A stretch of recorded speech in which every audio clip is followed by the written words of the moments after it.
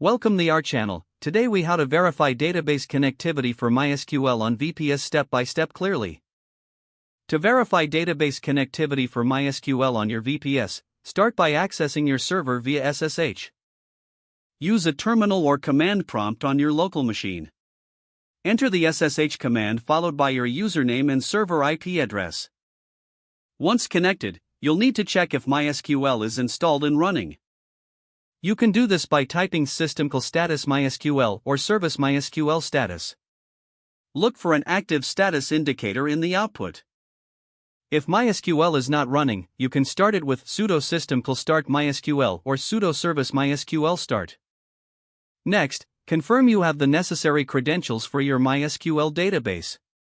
These include the database name, username, and password.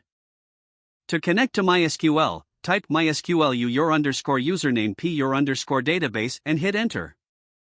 You'll be prompted to enter your password. If the credentials are correct, you'll see the MySQL prompt. If you encounter an error message, double-check your username and password.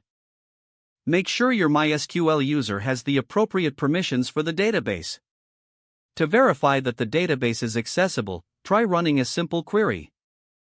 Type show tables to list all tables within the database. If you see the tables displayed, your database is connected successfully. If not, you may need to review user permissions or check for any network issues.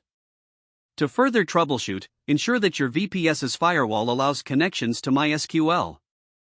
Check the settings in your firewall configuration.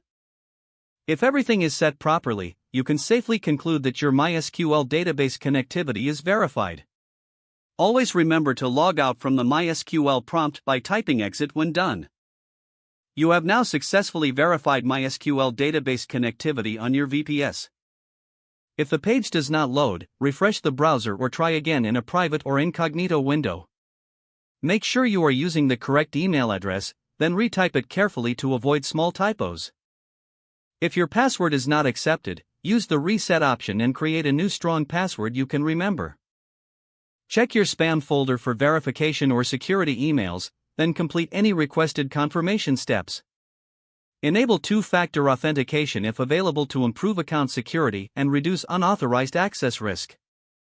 Don't forget to like this video and subscribe to our channel for more step-by-step tech guides.